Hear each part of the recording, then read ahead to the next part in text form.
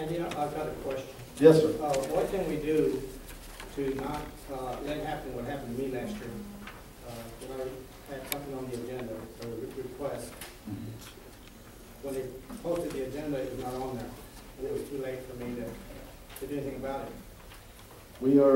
That's the next item, the consideration and action to approve the resolution for agenda item request.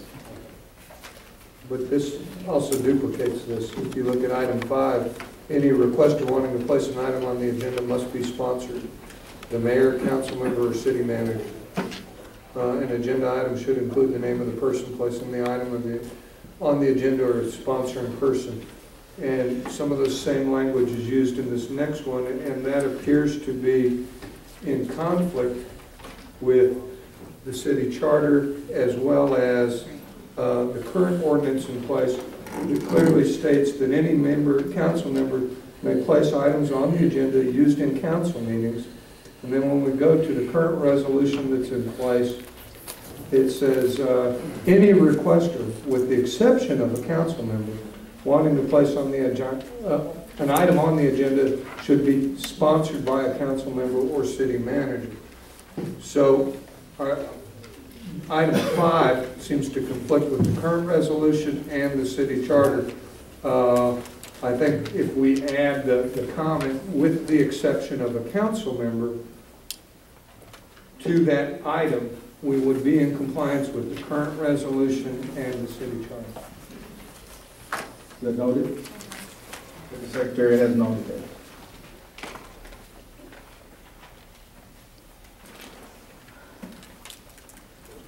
Another comment I would make that also seems to conflict with the city charter in item 6, and this has got a lot of the same language as the next item.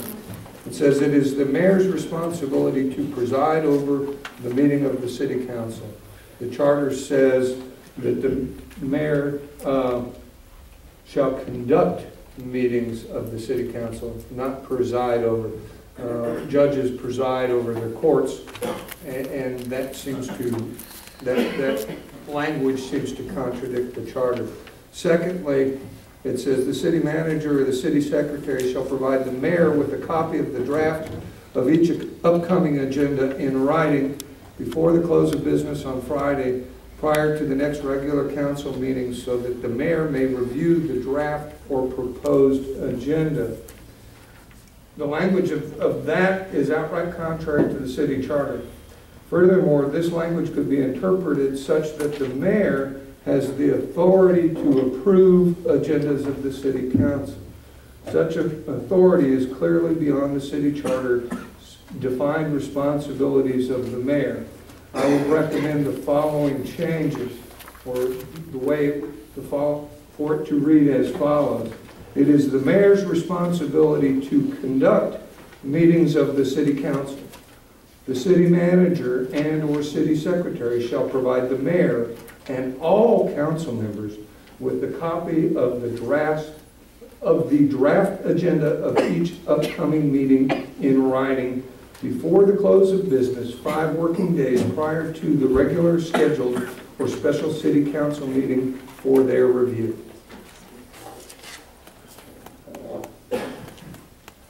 Madam Mayor, your thoughts on that? Well, section 3 of the city charter in chapter 3.1b states, the mayor shall conduct city council meetings following the posted agenda provided by the city secretary. It continues to say the mayor shall be recognized as the head of city government for all ceremonial purposes and by the governor for purposes of military law, but shall have no regular administrative duties. The mayor shall be entitled to vote on all matters under consideration by the city council only to break a tie vote.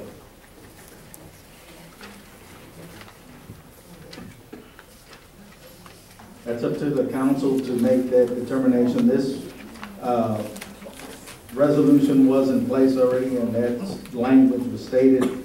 And the first presentation that we did to the council included that, and I believe that the mayor had requested that. So that needs to be changed, then we can change that before we approve it.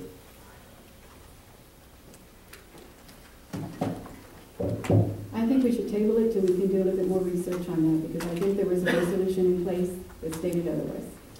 I Excuse agree with me. that. I think we need time to look at the charter. The rest of us have not had an opportunity to compare the forms with the charter, so. Does an existing resolution, Counselor, can an existing resolution trump the city charter? Thank you. There's questions on that, so.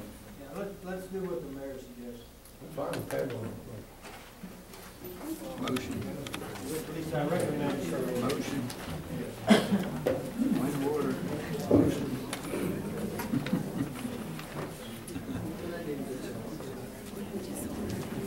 Can I have a motion on that, please?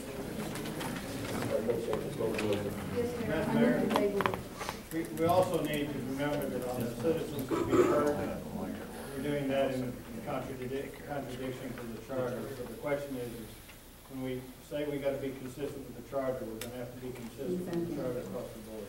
Exactly. A second. Okay, we have motion, Ms. Castillo, second by Councilman Morones. All in favor? Aye.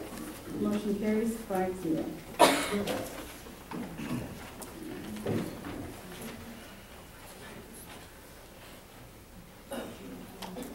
We're going to go to item E, consideration and action to approve resolution for agenda item request. As was done with the previous item, because a lot of the same language occurs in both documents, I make the motion to table that item. Okay, we have a motion to table by Councilman Miller. May I have a second? I'll second it. Second by Councilman Castillo.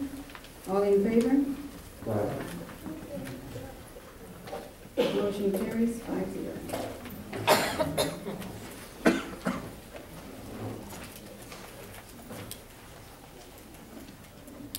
Before we go on to the next item, I have a few words to say.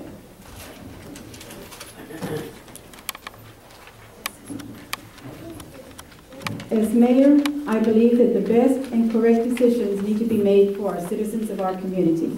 This is why we were elected and what we are expected to do.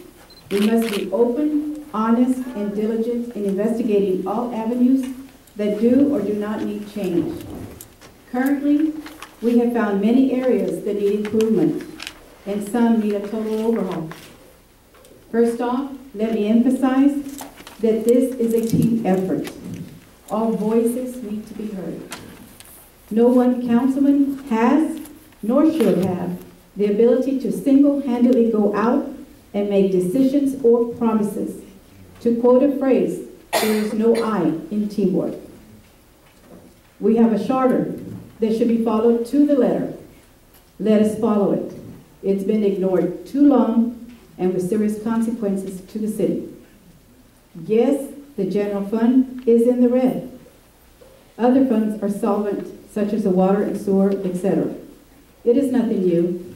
The auditor explained this in May of 2012 to City Council with suggestions on how to remedy. Now, we find ourselves in a situation where we have to make major decisions on how to move forward. We can only hope that the citizens will stand behind our decisions and that they continue to show support for our efforts to restore Floresville to a viable, thriving city.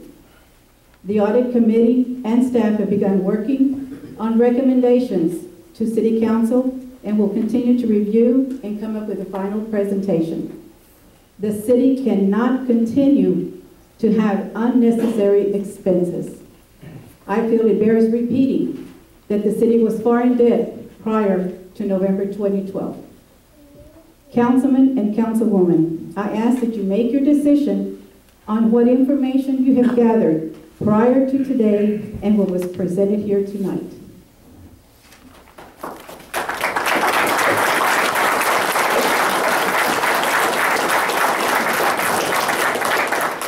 With that, we'll go on to item F, consideration and action to deliberate the appointment, interim employment, evaluation, reassignment, duties, discipline, or dismissal of a public officer or employee. City Manager. Mr. Miller. Madam Mayor, I move to go into executive session to deliberate the appointment, interim employment, evaluation, reassignment, duties, discipline, or dismissal of a public officer or employee, city manager, in accordance with Chapter 551 of the Government Code of Texas. A second. Move. May I speak before you go on to Yes. the question, please? I'd like to speak as from my point of view as the city secretary, having the records and going back and looking over agendas, listening to tapes, and finding out a lot of what I've been hearing is that Andy didn't do his job by advising the council. Andy didn't tell the council. This information was not put out there to the public or to council members or to staff or anybody else. And I have a list of dates here that I would like to read when I've gone back over agendas and over minutes and over newspaper articles and everything that we've had and that the public has had to be able to look for. And some of these dates could be very useful for any of the deliberation that you have back in that building. First of all, on February 23rd, 2012, Andy brought back the 5 items that he was given weeks to complete on his last one. It was called the High Five in the paper, if everybody remembers it. In that objection, all 5 of them were completed or in the process of being completed at that time. March 22nd, 2012, there was an update on the date of the presentation of the auditor, Pat Wagner. We all know that it took a lot longer for that audit to be done than normal. Andy updated at every council meeting. He spoke to Ms. Wagner prior to every council meeting and gave an update as to when he thought that would be done. April 26, 2012, an update on presentation from Pat Wagner. Again, at that point, the audit was not complete. However, he did do a presentation on the fact that it should be done in it was supposed to be done in April. We were looking at May or into June. May 16, 2012, Andy Josler received a favorable quarterly review from the council. May 31st, on 2012, an audit report was given by Pat Wagner, which she stated by explanation that the information that was in this audit was not something that happened within the last year, was not something that happened in the previous year, but is something that happened over time because of the way that audits were handled, because of the way they were presented, and because of the way funds and structures were done. She gave a list of items to the city manager, to the city council, and to the staff of items that needed to be worked on and needed to be done. These were material weaknesses. Tom Smith had started with this at that time and gave the council an update of where the city was at that point. July 12, 2012, Pat Wagner addressed the city council again. Mr. Guerrero had asked Ms. Wagner to come back and answer some additional questions. At that point, she came back, answered additional questions, and made it very clear again that no money was missing, no fraudulent funds were put anywhere. There were some issues that needed to be taken care of, and at that point were being handled the best that they could be at that time. Funds were being put in place, monies were being transferred properly, nothing incorrect had been done. July 26, 2012, it was presented at City Council to the City Secretary, the proposed budget for that year for filing. August 9, 2012. We adopted the GASB and investment fund structure. We had, after that, issues here in City Council that affected dramatically the way that the taxes and the budgets were handled for the city of Floresville. From that date on, we had no quorum meetings. August 21st, 2012, August 23rd, 2012, August 28th, 2012, August 30th, 2012. Finally, on August the 6th, we had a meeting when we had a quorum. There was a budget hearing at that meeting. There were no citizens' comments at that hearing. September 13th, another no quorum meeting. September 17th, another no quorum meeting. September 27th, the tax rate and the budget were adopted. The tax rate was adopted at a lower rate, which is a $60,000 hit to our already insolvent general fund. September 29th, 2012, the city manager's contract was extended for 2 years.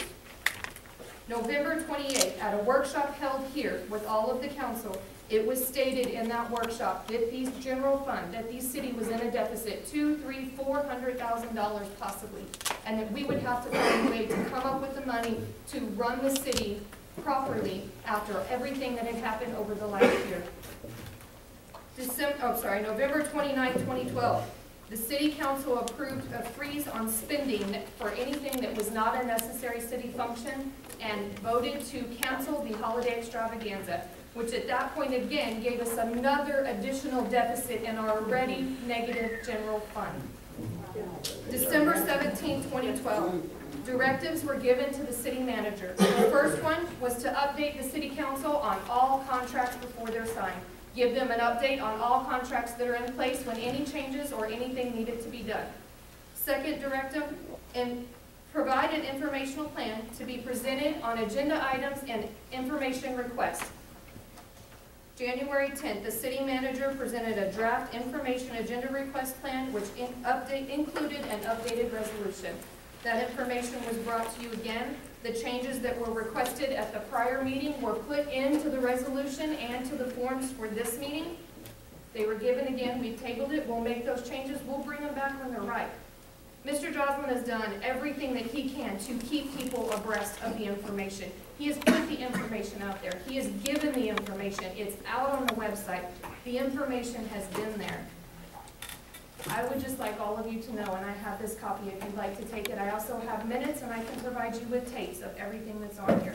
But these dates are very important to prove the fact that Mr. Joslin has done his duty as city manager to keep the council and keep the people.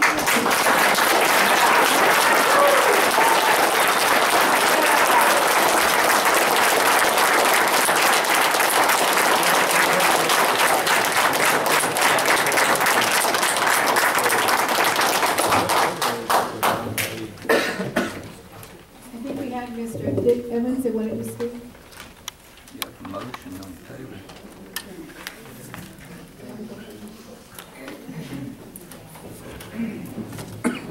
Just a few comments, Madam Mayor.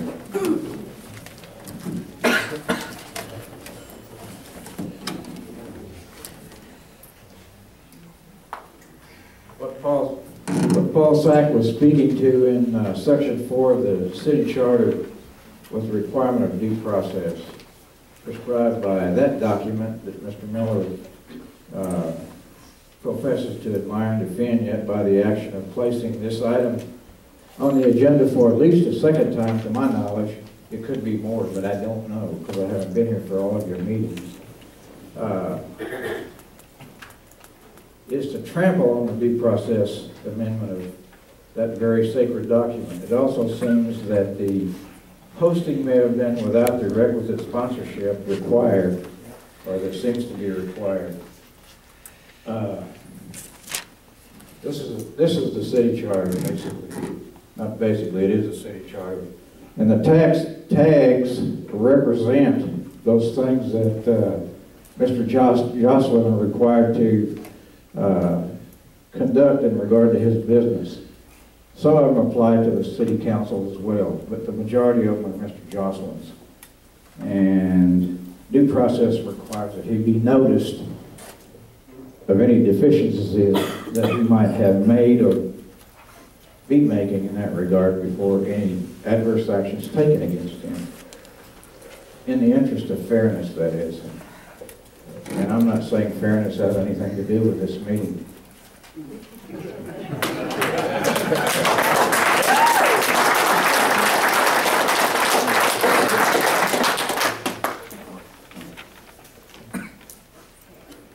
Mr. Vipon suggested a 6-month notice of deficiencies and some allowance of time to cure that.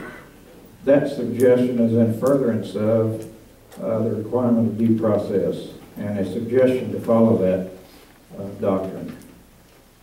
That's just 2 examples of people speaking tonight in that regard. There are those on the council that appear to speak from arrogance and little regard to your demeaning attitude toward the intelligence and ability to work with any level of skill or ability without your esteemed direction by people that work for the city. And I think that should be resented by some folks.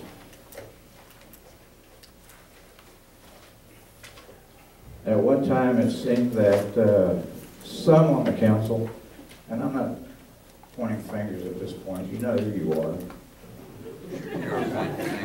abjured to some of the things that it seems that they have since come to embrace.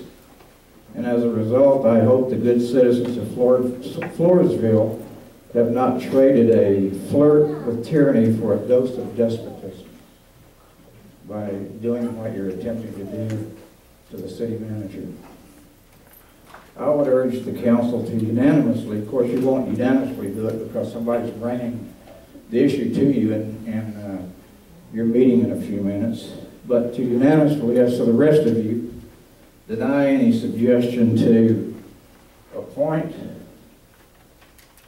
or deliberate the appointment, interim employment, evaluation, reassignment, duties, discipline, or dismissal of the city manager. And that's my request. Thank you.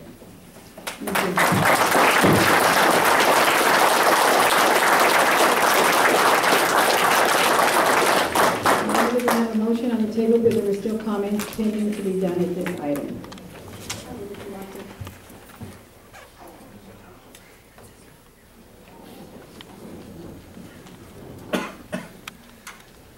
Thank you, Madam Mayor and members of the council. My name is Luis Roberto Vera. I'm an attorney in San Antonio, and I'm representing Mr. Johnson.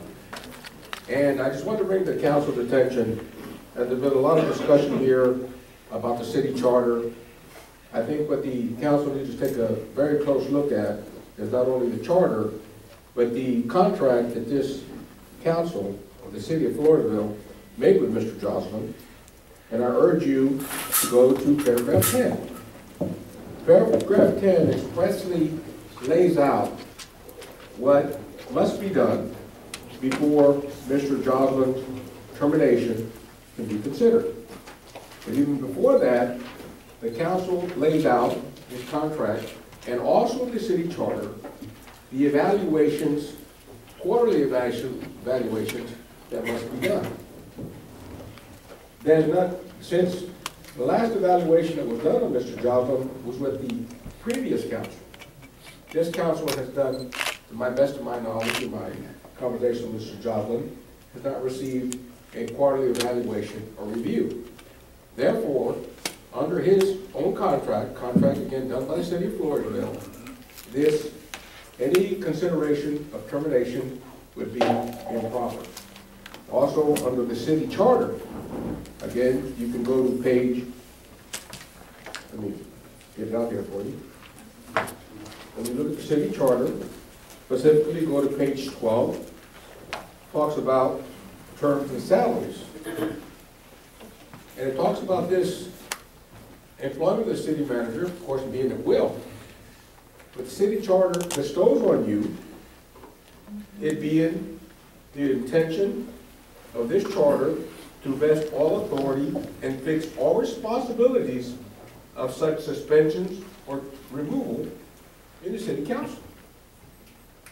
This charter gave you the power to do exactly what you did, which was you gave him a contract and you specifically put in there conditions that must be met before you could even consider removal. And that is, you had to give him an evaluation, and your charter says you have to give him time to cure that. And that's in almost in any employment contract. You have employees, you bring under probation, or they receive an evaluation, you tell them you have these deficiencies, and you give them time to cure it. His contract specifically says, again, go back to paragraph 10. It says, I'm going to read it directly to you.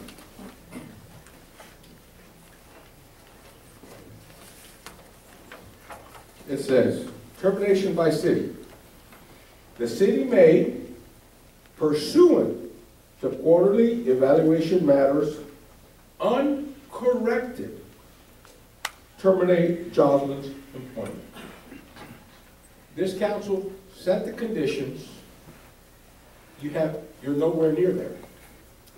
So even considering termination is out of order. Any other thing you would want to consider, this charter talks about, again, the evaluation process in order to do anything else.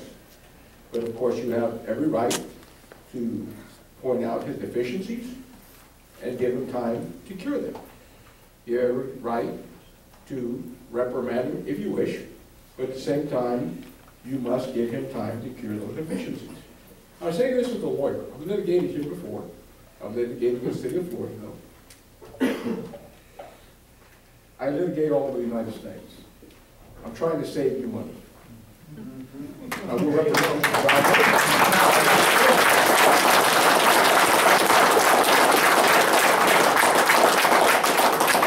under the terms of your own contract with him, if you terminate him, you're going to pay him somewhere around $240,000. Plus my attorney's fees. And so I would urge this council simply to follow its own promise. We call it a reliance. He relied on the promises made in his contract. And so under the law, we call that a reliance. And we ask you only, and Mr. Joslin asks you only to follow his contract. Point out the deficiencies, if any, give him time to cure. At that time, if he does it, then you take the proper action. Thank you very much, and I appreciate your time.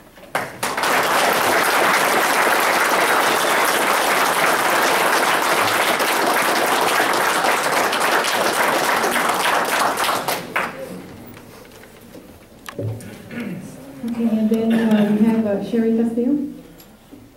Thank you. I was going to step down to the podium, but I think my mic is working tonight. Can y'all hear me? Yes. Thank you. I don't think I'm going to say anything different from what anyone else has said, but sometimes it takes, as my pastor knows, and he's here, that research shows that it takes at least 17 times to repeat something for us to remember it. And it's been a while. We've had a lot of information in between the first audience speakers and now. But the one note that I want to make first is that by having the second action item to appoint an interim city manager, presupposes or assumes that Mr. Miller has the quorum to remove Mr. Johnson. And I hope that's not the case. So I'm here to speak on behalf of our city manager, Andy Jocelyn, and to redirect the responsibility for the deficit by addressing three things. The lawsuits, and as I said, we've already mentioned them, but I'll mention them again. Action taken by council members, and additional lawsuits that will add to the deficit of the council if concurs with Mr. Miller's. And Attorney Rivera just mentioned the amount of money that we would have to pay out. But one of the lawsuits is budget wrongdoing. That was Russell Wilson's lawsuit against Andy Jocelyn regarding fraudulent accusations. November the 2nd, 2011, in the Wilson County News, Mr. Wilson confirmed that he is examining the city of Floresville's finances based on questions raised by the Wilson County News and taxpayers. On January 2012, Wilson County News headlines read, "County Attorney withdraws the lawsuit." And in July 2012, the Wilson County News headlines read, "Floresville finances receive clean audit," in a very small print.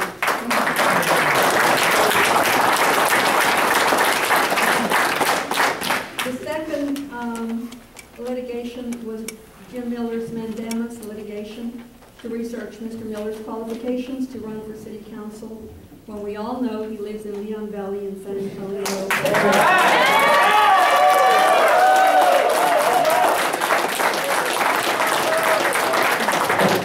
And that's where he pays his homestead taxes. The third one was a quorum litigation requiring council members to attend meetings so we could have a quorum. If you've already heard them listed by our city secretary. Okay. So the cost, not only the legal fees, but the professional fees, which were the total. I have $359,000 because I went through the numbers and I added them. But now we have 330 some odd, so that's better, I guess. So objective number 2 is the action taken by council members added to the deficit. The effective tax rate, spearheaded by Mr. Miller. He spoke many times on that topic, That lost us $60,000. We took a step back, and now it's going to take several steps forward to get to where we were before. Okay? Another item that added to the deficit, the cancellation of the only public Hispanic holiday celebration. It cost us more in lost deposits and personal donations than it would have cost us to hold the event, not to mention the loss in potential lawsuits, public perception, and value-added service to the community. Also spearheaded by Mr. Miller.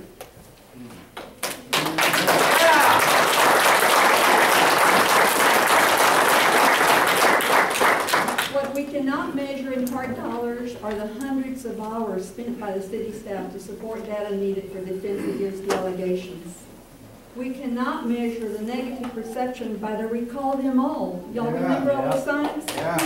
Campaign by Jim Miller against the city council for wanting a few ball fields for our community. Recall Them All signs were spread throughout our city until the last sign was removed from C Street this past election. Yes, this included all the council members. We cannot measure the dollars lost in economic development because of the worldwide negative perception. Yes, the internet tells everybody. After all, who wants to do business in a town with turmoil? And as early as last night, Mr. Miller was on TV telling the world we are broke. We cannot measure the totality of lives it's affected. Mothers, fathers, sons, daughters, the trauma and emotion in trying to move forward. But we cannot because of this cloud of evilness permeating our lives and our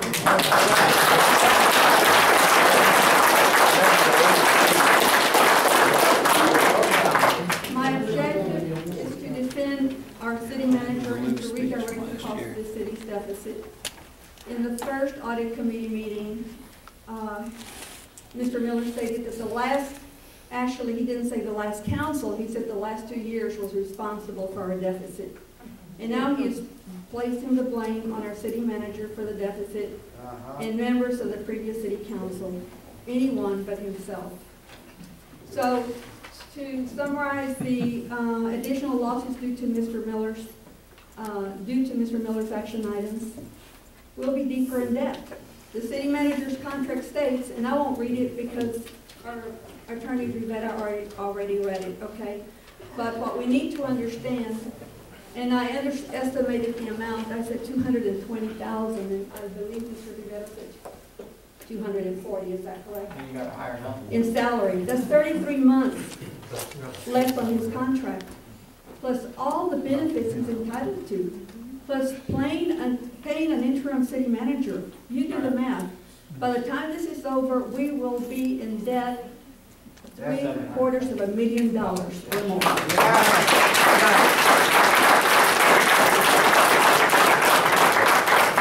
Because of Mr. Miller's initiative, the city's general funds are in a deficit. Let me leave you with this thought, which has been mentioned before. The audit that was performed by Kaufman and Wagner in 2012 found no funds missing, no misappropriation of funds, and no fraud. So I'm going to ask Mr. Miller to rescind the motion that he made and that we disregard. I thought you made a motion to go into executive session. He did, and it was seconded. Okay, so we're going to ask to rescind that so that we can disregard these two items on the agenda. That's why now let me say a few words. This is not the time, but you know, employees. Come on. We're all adults here. We're not here no more to be pointing fingers at each other. We need to just go forward with the city. But you have to say that. But my thing is, I have my vote. But what I'm saying is, what gets to me, that Mrs. Castillo can come up here, and if we know we're going broke, and we give somebody a $10,000 raise, a $5,000 raise, 4 employees, you know, if they're buddies, they're getting, is that fair to y'all? The only thing I've told them, when I came out here, we gave Johnson, I don't remember the amount of money. Was it right? I told him, we don't give all the employees that are way low down there in the bottom, bring them up, and if there's a little money left, give it to yourself. But you know what? They always make it seem, they want to just, Ms. Castillo just wants to talk, and we're not here to fight and to argue, but at the same time, the mayor's right here, he sued us, cost us $9,000. For what? Because the we money. needed a quorum. We didn't have a But quorum. what is gonna win? You don't accomplish nothing out of it. But anyways, I'm just saying, that they keep saying that I'm not for y'all, that this council's not for y'all. I don't believe it's fair when we give more, and they all deserve it. If you deserve it, more power, give them the money. But when we give bonuses to a city manager, and I'm not talking against the city manager, we should all give bonuses, don't you think? Not just the city manager. On his contract, it says to give him bonuses if we have the money. I believe y'all all should get bonuses if one person's gonna get bonuses. But I'm gonna leave it at that, but don't let people tell y'all that this council is not for the employees. We're all for the employees here to work together. And nobody's gonna lose your job. Everybody's saying that y'all gonna lose your job. You ain't gonna lose your job. Thank you. Mr. Rosenberg. I have a second to go into executive session. Does Mr. Johnson have the choice of going to executive or having it in the open? Because I believe this request us do it open. Madam Mayor, he has a choice. Okay. And I think he has selected Andy, am I correct? Or did you want? Just move for my counsel to speak for me Okay. at this point. Mr. Rivera? It's okay. We'll do an executive session. And I have a motion to go into executive session. You got her hand up to speak. Motion made by Councilman Miller, second by Councilman Morones, to go into executive session. Got questions? I need to have a little bit of input into what everybody's been preaching about. Okay? Some of us are being seen or talked about like we're deaf, dumb, and retarded, and stupid. But I tell you what, some of us have been through hell and then back. I came up one day with Mr. Johnson to tell him about his people that he was hiring, that they were first cousins, and all those that are still in the office are related. And he said, oh man, everybody's related to each other over here. I said, excuse me, I'm not. You might be. But he didn't back off an inch. And what he was saying is we didn't care a darn. It didn't bother him one darn bit. And if this is the laws and bylaws that we have, then what are we doing here? And if Ms. Castillo feels the same way, that's her tough problem. That's her cousin that they hired. What is it like this? Exactly. I'm backing off an inch. Okay, we're going to executive session. It is 9:50. Can we take a vote? I didn't hear the vote. We have Mr. Miller making the motion. Motion, Mr. second. All in favor? Aye. All opposed? Motion carries 5-0. And the time is 9:00. Mr. Hawkins is doing some good job. We got 7 new guys, like 3 women.